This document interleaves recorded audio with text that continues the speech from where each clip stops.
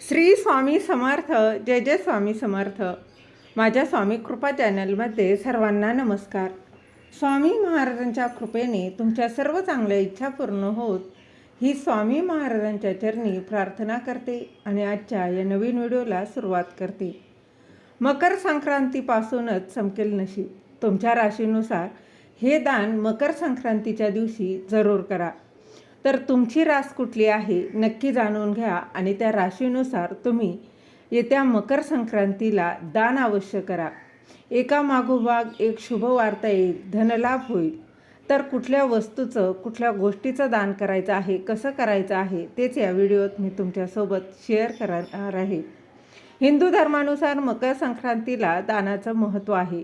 तर तुमच्या राशीनुसार मकर संक्रांतीला दान आणि प्रार्थना करण्याची पद्धत काय आहे तीच या व्हिडिओत जाणून घेऊया. हिंदू धर्म हा पंचांग आणि ज्योतिषशास्त्रानुसार मकर संक्रांतीचे विशेष महत्त्व आहे. तर पंचांगानुसार 14 जानेवारी रोजी सूर्याचं संक्रमण होईल. हे संक्रमण धनु राशीतून मकर राशीत होईल, म्हणूनच याला मकर संक्रांती असं म्हणतात. मकर संक्रांती हा दानासाठी एक महत्त्वाचा दिवस आहे. ज्योतिषशास्त्रानुसार मकर संक्रांतीला तुमच्या राशीनुसार दान केल्यानं तुम्हाला आणखी फायदे होतील. तुमच्या राशीनुसार मकर संक्रांतीला सूर्याला दान आणि प्रार्थना करण्याची देखील पद्धत काय आहे. तर मकर संक्रांतीच्या दिवशी सूर्य हा दुपारी 3:13 मकर राशीत प्रवेश करेल. मकर संक्रांतीला सूर्य उत्तरायण होतो. मकर संक्रांतीला दानाचं खूप असं महत्त्व आहे. या दिवशी सूर्याला प्रार्थना करणं देखील खूप महत्त्वाचं आहे. सूर्याला प्रार्थना करताना त्याचबरोबर राशीनुसार कोणत्या वस्तूचं या दिवशी दान करावं. तर सर्वात पहिली रास म्हणजे मेष राशी.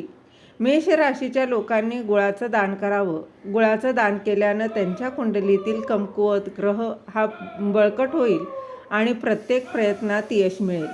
यानंतरची रास आहे ती म्हणजे वृषभ राशी.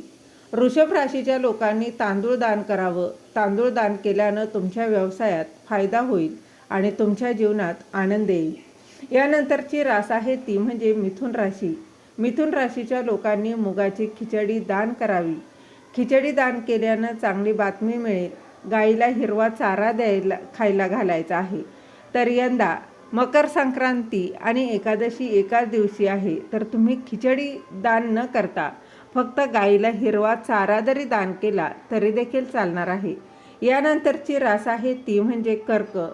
कर्क राशीच्या लोकांनी साखर आणि तीळ दान करावं. पांढऱ्या वस्तू दान कराव्या. हे दान केल्यानं त्यांच्या कारकिर्दीत यश मिळेल. त्यानंतरची रास आहे ती म्हणजे कन्या रास. कन्या राशीच्या लोकांनी गाईला हिरवा चारा खाऊ घालायचा आहे. त्याचबरोबर यामुळे त्यांची संपत्ती आणि समृद्धी येईल. तुळ राशीच्या लोकांनी पांढरे कपडे दान करावेत. गरजू व्यक्तींना ब्लँकेट किंवा एखादी चिनी मातीची वस्तू दान करावी. यामुळे तुमच्या घरात सुख आणि समृद्धी येईल. त्याचबरोबर वृश्चिक राशीच्या लोकांनी या दिवशी गूळ आणि तीळ दान करावे. गूळ आणि तीळ दान केल्यानं तुम्हाला धन मिळेल. तुमचं प्रलंबित जे काही काम आहे ते पूर्ण होतील. त्यानंतरची रास आहे ती म्हणजे धनुराशी. धनुराशीच्या लोकांनी मकर संक्रांतीच्या निमित्तानं केशर दान करावं. केशर दान केल्यानं कायदेशीर बाबींमध्ये यश मिळेल. तुमचा सन्मान देखील वाढेल. यानंतरची रास आहे ती म्हणजे मकर राशी. मकर राशीच्या लोकांनी या दिवशी तेल आणि तीळ दान करावेत. तेल आणि तीळ दान केल्यानं तुमच्या जीवनात शुभफळ येईल आणि खूप फायदा देखील होईल. यानंतरची रास आहे ती म्हणजे कुंभ राशी. कुंभ राशीच्या लोकांनी गरीब आणि अपंगांना जेवण द्यावं. या उपायानं तुम्हाला फायदा होईल आणि तुमचं उत्पन्न देखील वाढेल. यानंतरची रास आहे ती म्हणजे मीन राशी. मीन राशीच्या लोकांनी मकर संक्रांतीच्या दिवशी रेशमी कपडे, तीळ आणि चणे दान करावे. यामुळे तुमच्या घरात सुख समृद्धी देखील येणार आहे. तर तुम्ही तुमच्या राशीनुसार या वस्तू आवर्जून दान करा. तर तुमची रास कुठली आहे कमेंटमध्ये नक्की सांगा. धार्मिक मान्यतेनुसार मकर संक्रांतीला सूर्याला प्रार्थना करण्यासाठी सकाळी ब्रह्ममुहूर्तावर उठून लाल वस्त्र परिधान करा.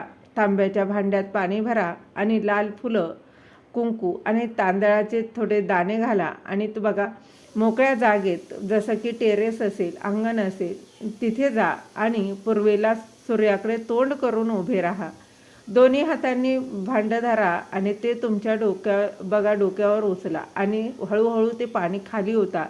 सूर्याला पाणी अर्पण करताना सूर्यमंत्राचा जप अवश्य करा. जो कुठला तुम्हाला मंत्र येत असेल तो तुम्ही जप करायचा आहे आणि सूर्याला अर्घ्य द्यायचं आहे. याने सूर्यदेव प्रसन्न होऊन तुमच्या आयुष्यातील सर्व काही अडचणी दूर होतील. श्री स्वामी समर्थ. धन्यवाद.